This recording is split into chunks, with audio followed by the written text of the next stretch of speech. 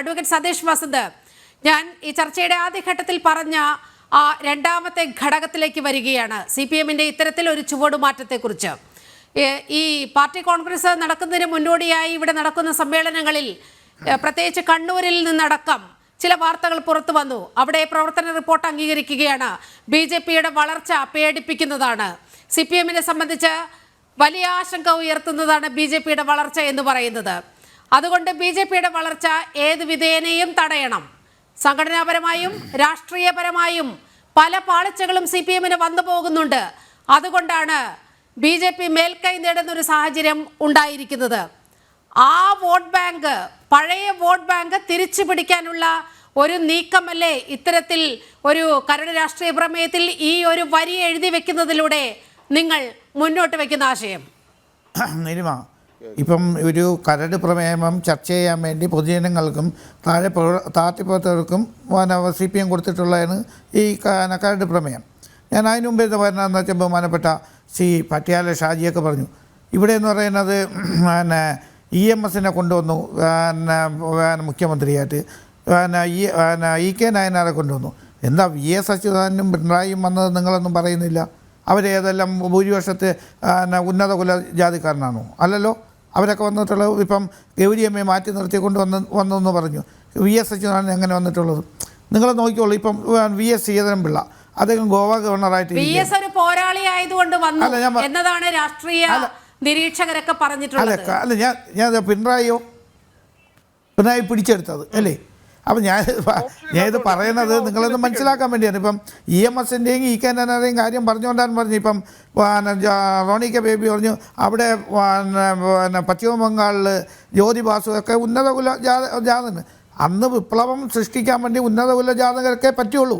കാര്യം താഴെക്കടത്തിലുള്ള ആൾക്കാരെ രക്ഷിക്കാൻ വേണ്ടി അന്ന് വേറെ അംബേദ്കറിന് പറ്റിയിരുന്നില്ലേ? അതെന്ന് പറയുന്നത് അതും വിപ്ലവമായിട്ട് വന്നിട്ടില്ലല്ലോ. ഇവരെന്ന് പറയുന്നത് അഡ്വക്കേറ്റ് സതീഷ് വസന്ത്, എന്തോ ഉല്ലാസ് ബാബുവിന് ഒരു കാര്യം പറയാനുണ്ട്. ശ്രീ ഉല്ലാസ് ബാബു. അല്ല, അദ്ദേഹത്തിനോടൊരു ചോദ്യം ചോദിക്കാനാ. എൻ്റെ പൊന്നു സാറേ, ഉന്നത കുലജാത എന്നൊക്കെ നമുക്ക് പറയാമല്ലോ അല്ലേ? അങ്ങനെ പറയുന്നത് കുഴപ്പമില്ലല്ലോ അല്ലേ? അങ്ങനെ ഒരു സംഭവത്തെ നിങ്ങൾ അഡ്രസ് ചെയ്യുന്നുണ്ടോ? ഞാനല്ല പറഞ്ഞത്. ആളുകളുണ്ടോ? അല്ല ഉല്ലാസബാബു, ഞാനല്ല പറഞ്ഞത്. ഞാനല്ല പറഞ്ഞത്. അത് അവര് അഭിപ്രായം പറഞ്ഞോണ്ട്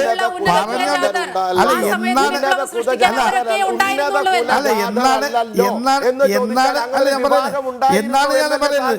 EMS ഒക്കെ എന്ന് പറയുന്നത് അദ്ദേഹത്തിന്റെ കുടുംബസ്വത്തും കംപ്ലീറ്റും വിറ്റുകൊണ്ടാണ് പാർട്ടിക്ക് വന്നിട്ടുള്ളത്. നിങ്ങൾ മനസ്സിലാക്കാം. അത് അവരെ ഉദ്ധരിക്കാൻ വേണ്ടിയാണ്. താഴേക്കടയുള്ള ആളുകളെ ഉദ്ധരിക്കണം. അന്ന് അവർക്കൊന്നും പണമില്ല, അവർക്ക് സാമൂഹിക സുരക്ഷയില്ല, അവരെ രക്ഷിക്കാനില്ല. അപ്പം അങ്ങനെ വന്ന് ഒരു വിപ്ലവം സൃഷ്ടിച്ച ഒരു പാർട്ടിയാണ് CPM, അല്ലെങ്കിൽ കമ്മ്യൂണിസ്റ്റ് പാർട്ടികളൊക്കെ. നിങ്ങളൊന്ന് മനസ്സിലാക്കണം. അപ്പം ഞാനിത് പറഞ്ഞുകൊണ്ടിരുന്നത് ഇപ്പം ബഹുമാനപ്പെട്ട നിങ്ങൾ ശ്രീധരൻപിള്ള സാറിൻ്റെ അദ്ദേഹത്തിൻ്റെ ഒരു ബുക്ക് റിലീസ് ചെയ്തിട്ടുണ്ടല്ലോ. അദ്ദേഹം വളരെ വ്യക്തമായിട്ട് പിണറായിയെ പറ്റി പറഞ്ഞിട്ടുള്ളൂ. അടിയന്തരാവസ്ഥ കാലത്തായിരുന്നാലും ഏറ്റവും കൂടുതൽ മർദ്ദനമേറ്റ് വന്നിട്ടുള്ള ഒരു വ്യക്തിയാണ് പിണറായി വിജയൻ. അത് ശ്രീധരൻപിള്ള സാറിൻ്റെ ബുക്കിൽ തന്നെ അത് എഴുതിയിട്ടുണ്ട് സാർ. അത് എന്നും പറഞ്ഞുകൊണ്ട് CPM-നെ സപ്പോർട്ട് ചെയ്യുന്നതാണോ ശ്രീധരൻപിള്ള സാറ്? ഒരു ഫാക്ട് പറയുന്നു. ഇപ്പം റോണി കെ ബേബി, ഇപ്പം ശശി തരൂർ തിരുവനന്തപുരത്തെ 4ാമതും ജയിച്ചിട്ടുണ്ട്. ശശി തരൂർ ശശി തരൂർ ഒരു ഇവിടെ കേരളത്തില് വികസിതം ഉണ്ടെന്ന് പറഞ്ഞപ്പോൾ അദ്ദേഹത്തിന് എല്ലാവരും തമ്മിൽ തുലനം ചെയ്യാൻ സാധിക്കോ? അല്ല, എന്താ തുലനം ചെയ്യുന്നത്? അല്ല, എന്താണ് നിങ്ങൾ പറയുന്നത്? ഞാനിത് പറയുന്നത് CPIM എന്ന് പറയപ്പെടുന്ന രാഷ്ട്രീയ പാർട്ടി BJP-യോടും സംഘപരിവാറിനോടുമുള്ള നിലപാടുകളിൽ ആ നിലപാടിൽ എവിടെ മാറ്റിയെന്നാണ് നിങ്ങൾ പറയുന്നത്? എവിടെ ആ നിലപാടിന്റെ ഒരു കാരണവശാലും അതിലൊരു വ്യക്തത വരുത്തി പറയൂ. അദ്ദേഹത്തിന്റെ എനിക്കത് മനസ്സിലായില്ല. ഒന്ന് പറയട്ടെ ഉല്ലാസ് ബാബു, അതിലൊരു വ്യക്തത വരുത്തി പറയൂ. ഞാൻ ചോദിക്കട്ടെ നീലിമ, ബഹുമാനനായിട്ടുള്ള അഡ്വക്കേറ്റ് സതീഷ് വസന്ത് എന്ന് പറയപ്പെടുന്ന LDFനെ പ്രതിനിധീകരിക്കുന്ന അങ്ങയോട് ഞാൻ ചോദിക്കുകയാണ്, CPIM എന്ന് പറയപ്പെടുന്ന രാഷ്ട്രീയ സംഘടനയുടെ ഇപ്പോൾ പുറത്തു വന്നിട്ടുള്ള കരട് രേഖയിൽ അവർ കൃത്യമായി പറഞ്ഞിരിക്കുന്നു, BJPയും RSSും ഒന്നും സ്വാഭാവികമായിട്ട് ഫാസിസ്റ്റ് നയങ്ങളല്ല, അല്ലെങ്കിൽ നിയോ ഫാസിസ്റ്റുകളല്ല, അതൊക്കെ അവർ പറയുന്നു. ഒപ്പം തന്നെ അവർ പറയുന്നു, വേറൊരു കാര്യം പറയുന്നുണ്ട് നീലിമ, അതിനുള്ളൊരു കാര്യം ശ്രദ്ധിച്ചിരുന്നു. എന്താണ്, അങ്ങനൊരു ശൈലിയിലേക്ക് രാജ്യം പോകുന്നു എന്ന് പറഞ്ഞാൽ, ആ സംസ്ഥാനം പോകുന്നു എന്ന് തോന്നുന്നു, അല്ലെങ്കിൽ വഴുതി പോകുന്നു എന്ന് പറഞ്ഞാൽ, അങ്ങനെ ഒരു കാര്യത്തിൽ BJP അപ്പോഴും ആക്രമിക്കുന്നില്ല കേട്ടോ. അപ്പോൾ സ്വാഭാവികമായിട്ട് BJPയെയും സംഘപരിവാറിനെയും ഒക്കെ നിങ്ങൾ കാലം ഇത്രയുമായി പറഞ്ഞ കാര്യങ്ങളെ അതേപടി സതീഷ് വസന്ത് ഭായ് ഒന്ന് നോക്കൂ, ഇങ്ങനെ പറഞ്ഞിരുന്ന കാര്യങ്ങളെ ഇങ്ങനെ ഒന്ന് തിരിച്ചു വെച്ചു. ആ തിരിച്ചു വെച്ചപ്പോൾ കാലം ഇത്രയായി നിങ്ങൾ എന്തിനായിരുന്നു ഈ നയത്തിൽ ഇങ്ങനൊരു കാര്യം കൊണ്ടു നടന്നിരുന്നത്? ആ നയവ്യതിയാനത്തിൽ നിങ്ങൾ കണ്ടെത്തിയിട്ടുള്ള കാരണങ്ങൾ എന്താണ് നിങ്ങളെ അതിലേക്ക് പ്രേരക ശക്തിയാക്കി മാറ്റിയത്? സത്യം തിരിച്ചറിയാൻ എന്തേ നിങ്ങൾ ഇത്ര വൈകിയത്? എന്തിനായിരുന്നു ജനങ്ങളുടെ മുമ്പിൽ BJPയെയും സംഘപരിവാറിനെയും അനാവശ്യമായി മൈക്കും കെട്ടിവെച്ച് നാട് മുഴുവൻ അനാവശ്യം പ്രസംഗിച്ച് നടന്നത്? നിങ്ങൾ അതിൽ മാപ്പ് പറയുമോ? അതിൽ തെറ്റില്ലേ? നിങ്ങൾ അംഗീകരിക്കില്ലേ? അനാവശ്യമായി ഒരു രാഷ്ട്രീയ സംഘടനയും ഒരു സാംസ്കാരിക സംഘടനയും അനാവശ്യമായി ഇത്ര കാലം പറഞ്ഞിരുന്ന കാര്യത്തിൽ നിന്ന് നിങ്ങൾ എന്നീ വ്യതിചലിക്കുന്ന സമയത്ത് അത് ഉൾക്കൊള്ളാനെങ്കിലും സതീഷ് ഭായ് നിങ്ങൾ തയ്യാറാകണം. ശ്രീധരൻപിള്ള സാർ എഴുതിയ ഒരു പുസ്തകത്തിൽ ഒരു കാര്യം പറഞ്ഞു എന്നതും ഇത് ഇങ്ങനെ ഒരു പാർട്ടിയുടെ നയത്തിൽ വരുന്ന വ്യത്യാസങ്ങളും തമ്മിൽ തുലനം ചെയ്യാൻ മാത്രം അറിവ് കുറവുള്ള ആളല്ല സതീഷ് ജി എന്ന് എനിക്കറിയാം. പിന്നെ ഗതികേട് കൊണ്ട് അങ്ങക്ക് അത് പറയാനേ സാധിക്കുള്ളൂ എന്നുള്ളത്. ഇത്ര കാര്യങ്ങൾക്കൊന്ന് മറുപടി പറഞ്ഞാൽ കൊള്ളാമായിരുന്നു സാർ. അല്ല, നിങ്ങളൊരു കരട് പ്രമേയം BJP ഇപ്പം മോദി സർക്കാരിനെ ഇങ്ങനെ അനുകൂലിച്ചു, അല്ലെങ്കിൽ മോദി സർക്കാർ അല്ലെങ്കിൽ BJP എന്ന് പറയുന്നത് നമ്മൾ നേരത്തെ പറഞ്ഞു നിന്ന് വ്യത്യസ്തം പറഞ്ഞത് കൊണ്ടാണല്ലോ ഒരു ചർച്ചയ്ക്കായിട്ട് ഇവിടെ വന്നത്.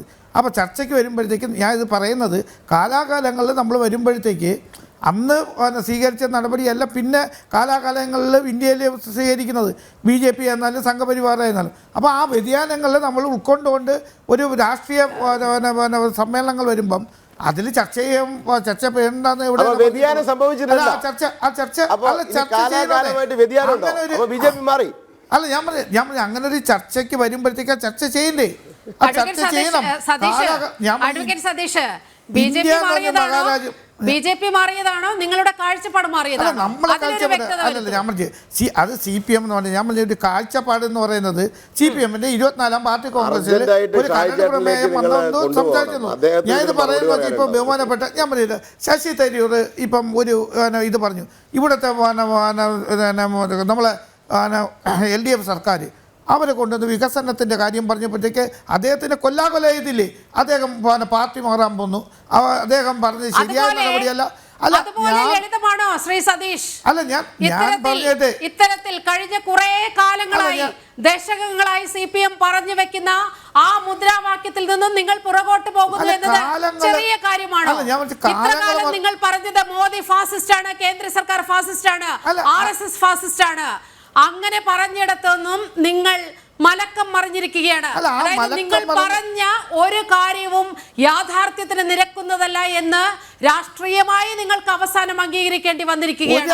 അതൊന്ന് തുറന്ന് പറഞ്ഞാൽ പോരെ? അല്ല, ഞാനിത് പറഞ്ഞു ഇപ്പം പട്ടിയാല ഷാജി പറയുന്നത്, ഇപ്പം പിണറായിയുടെ കുടുംബത്തിനും വേണ്ടിയാണ് ഇതെല്ലാം മാറ്റിമറിച്ചെന്നാണ് അദ്ദേഹം പറയുന്നത്. നേരത്തെ എന്തോന്നാണ് പറഞ്ഞുകൊണ്ട് അദ്ദേഹത്തിൻ്റെ മരുമോൻ അദ്ദേഹം ഒരു സമുദായത്തിൽ എന്ന് പറഞ്ഞാൽ ആ സമുദായത്തിൻ്റെ കൂടെ നിൽക്കാൻ വേണ്ടി ഇതാ പൊയ്ക്കൊണ്ടിരിക്കുന്ന പിണറായി അവരെ കയ്യിൽ കൊണ്ട് കൊടുക്കാൻ പോകുന്നു എന്നല്ലേ പറഞ്ഞുകൊണ്ട്. ഇപ്പം നേരെ അത് ഭൂരിപക്ഷ ഹിന്ദുത്വ അജണ്ടയിലായിട്ടാണ് നിങ്ങൾ കൊണ്ടുവന്നത്. ഞാനിത് പറയുന്നത്, കാലാകാലം നമ്മൾ വരുന്ന മാറ്റങ്ങൾ അത് അംഗീകരിച്ച് കൊണ്ടുപോകണേന്ന് ഒരു രാഷ്ട്രീയ പാർട്ടിയുടെ നിലപാട്. അങ്ങയുടെ പരിമിതി വളരെ കൃത്യമായി മനസ്സിലാക്കുന്നു. ഇത് തന്നെയാണ് ഈ CPM അണികളെ സംബന്ധിച്ച്, നേതാക്കളെ സംബന്ധിച്ച് ഇക്കാര്യത്തിൽ എന്ത് മറുപടി പറയും എന്നതിന് ഉത്തരമില്ലാതെ ഉഴലുകയാണ്. ഞാൻ അങ്ങയുടെ വിഷമസ്ഥിതി മനസ്സിലാക്കുന്നു.